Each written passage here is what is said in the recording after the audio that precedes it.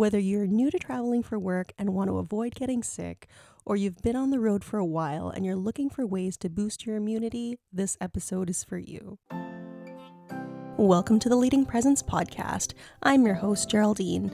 This is your time to explore where you are, where you want to go, and how you'll get there. Let's build a life you love. Please make sure to follow the Leading Presence podcast and leave a review so you don't miss an episode. Traveling for work is fabulous until you find yourself sick in an unfamiliar space all alone. Finding ways to stay healthy while traveling provides the energy you need to do the work you've come to do, prevents you from bringing home illness from your travels, and doesn't leave you recovering over the weekend. The fact that you're willing to travel speaks volumes to your commitment to your company's interests. According to Statistics Canada, in 2022, 22.4% of workers usually worked from home. In 2023, that number fell slightly to 20.1% of workers. But back in 2016, only 7.1% of Canadians worked from home.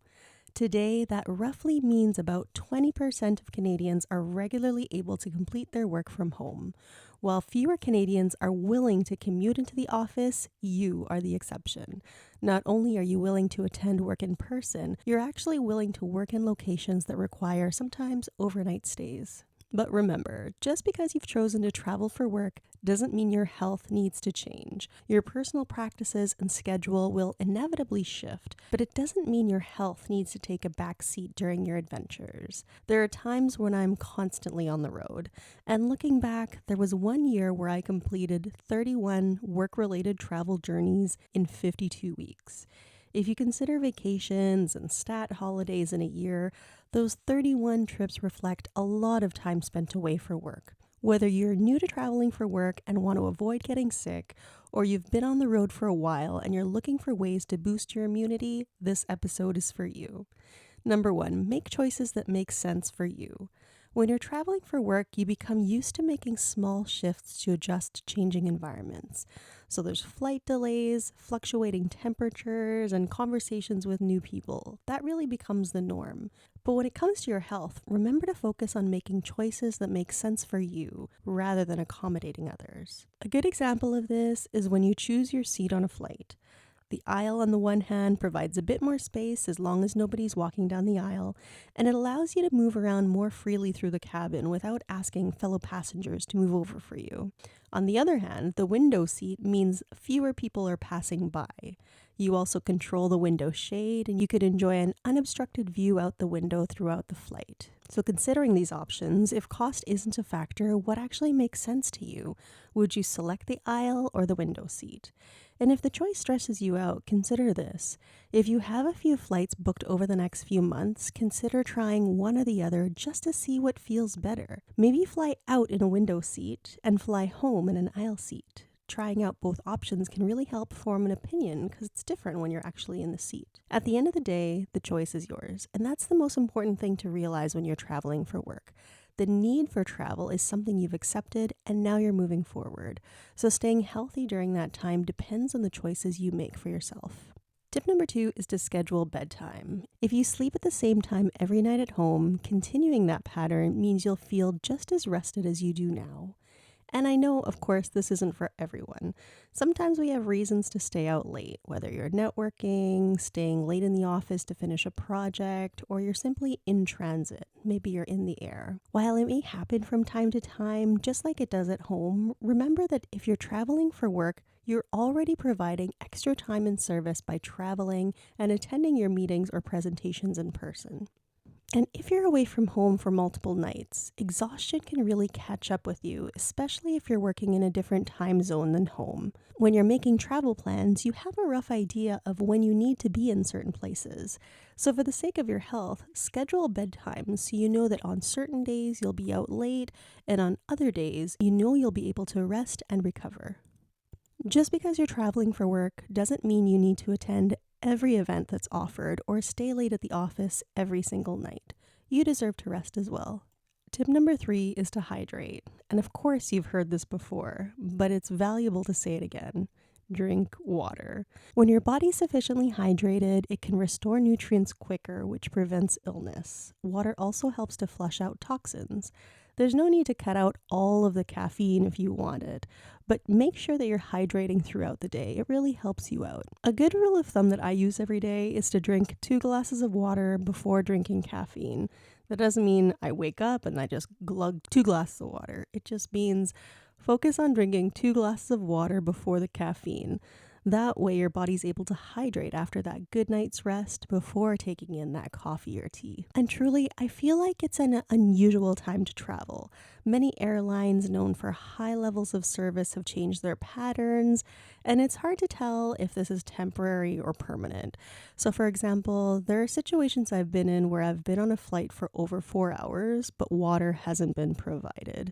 So if you carry a reusable water bottle or a warm beverage container with you, fill it up at the airport after you've checked through security, then you know you'll have enough liquids or water to stay hydrated during the flight. It's really important, so take care of yourself. Number 4, it's really important to stay active. And when I say this, I have to admit, when I travel for work, I always carry workout clothes, but I don't always use the gym.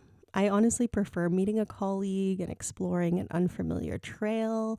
If I'm in a new city, sometimes I'll seek out a walking tour to learn about the architecture in the area. It's also really interesting to take a yoga or a meditation class in this new place, whether you're in a small town or a city.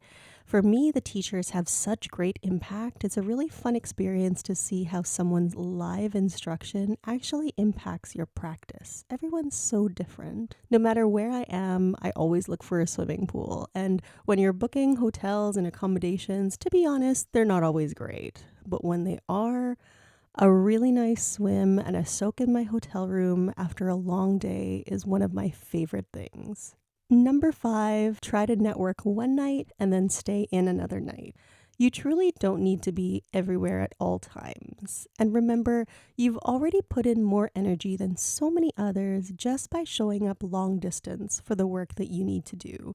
So give yourself a break. Certainly enjoy social time sometimes and restful evenings on other times.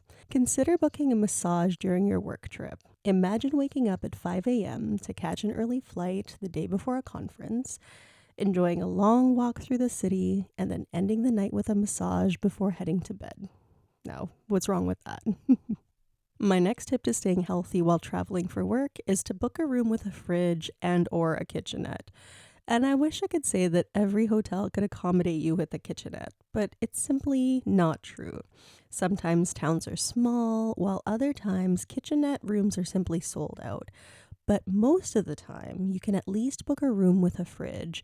And to be honest, if I'm not booking online and if I'm calling in because perhaps it's a smaller town or I have local connection, I'll specify verbally to request a fridge, regardless of whether I've had one in the past, just to make sure it's there. It's just so beneficial to be able to store fresh produce and, of course, make late night snacks or salads. Vending machine food might be appealing when everything is closed only because you have no choice. But imagine a 3 a.m. wrap packed with veggies and protein to shake off the day. And the reality is that food gets expensive while traveling, especially when you don't have time to leave the hotel, or sometimes you're traveling from hotel to hotel.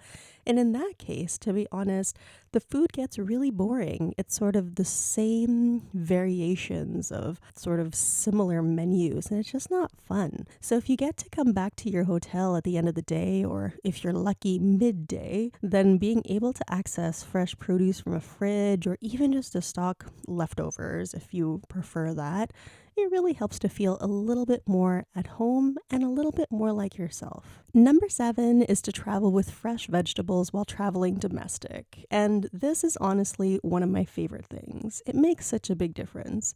When I'm at home, I tend to buy similar groceries most of the time, with the exception of seasonal produce. But when I'm traveling, it becomes hard to find something as simple as spinach sometimes, which sounds odd. But it's because I can't always make it to the grocery store. And if I travel even with one vegetable, not only am I able to eat more veg, it actually makes my food much more interesting. So take a standard continental breakfast, for example. So your hotel may provide oatmeal, dairy, non-dairy, hard-boiled eggs, and toast. for example. But it's so much better if you can add berries to your oatmeal or sliced tomatoes to your eggs in the morning. The fascinating thing is that this small change makes everything taste better, it's better for you, and it keeps you healthy. It's definitely a win-win situation. The alternative to this is tip number 8, which is to buy local produce on day 1. It's simply not always possible to carry fresh vegetables with you or fresh produce. And so if you can't, then go ahead and buy fresh produce on day 1. This is especially relevant if I know I'll be in a remote town or a busy city for the next 4 days. I'll check into my hotel, and before the day is out, I'll pick up produce for the week. So this means I'll have some packed lunches, some healthy snacks, and at least one dinner in the privacy of my own space. Number 9 is to prioritize quiet time. When you're traveling for work, you're simply on sensory overload all day long. Sometimes it's fun, you're meeting lots of people, you're trying new things, you're learning a lot, and sometimes it's just exhausting. It really does catch up with you. Throughout the day, try and find moments of quiet when you can be alone, whether it's going for a little walk around the block during coffee break, or protecting your energy and rejecting a breakfast invitation in exchange for a quiet morning. These moments are what allow you to recharge and reserve your energy so you can continue listening and paying attention to all of the details that are coming at you throughout the day. You've committed to traveling for work, but that doesn't mean you need to be in all places at all times. And certainly, number 10, don't forget your supplements and medication. You have a lot on your mind while you're traveling, but don't let your supplements and or medication fall by the wayside. If you regularly take vitamin C during flu season, carry a small package with you, and make sure you bring enough medication to last the trip. It can be really stressful knowing you don't have enough for your travels because you aren't always able to get refills the day you get back home. Traveling for work is a fun, hurry up and wait adventure. To be honest, I love it. At some point, you're soaring high above the clouds, while at other times, you're speaking with people you never thought you'd have the opportunity to meet. But eventually, there comes that night where 8 p.m. rolls around and you're exhausted. You're ready for bed. It's a psychological whirlwind, and physically, it takes a toll on our bodies. So consider these 10 tips to stay healthy while traveling. Number 1, make choices that make sense for you. You're prioritizing the company by traveling, but this doesn't mean your health needs to take a back seat. Number 2, schedule bedtime. A consistent sleep schedule means consistent sleep. Number 3, hydrate. Carry a reusable drink container to keep the fluids flowing. Number 4, stay active. Find ways to keep your body moving. Number 5, network one night and then stay in another night. Expanding your empire doesn't mean you don't deserve a rest. Number 6, book a room with a fridge and or a kitchenette. This will help you feel the most at home. Number 7, travel with fresh vegetables when traveling domestic. It saves so much time and effort to bring fresh produce with you. Number 8, buy local produce on day number 1. It's fun exploring local markets to compare availability and prices. Number 9, prioritize quiet time. You give your focus to people all day long. You deserve moments of peace. Number 10, don't forget your supplements and medication. If you use them at home, keep using them while you travel. Thank you for listening to the Leading Presence podcast. Until next week, take good care.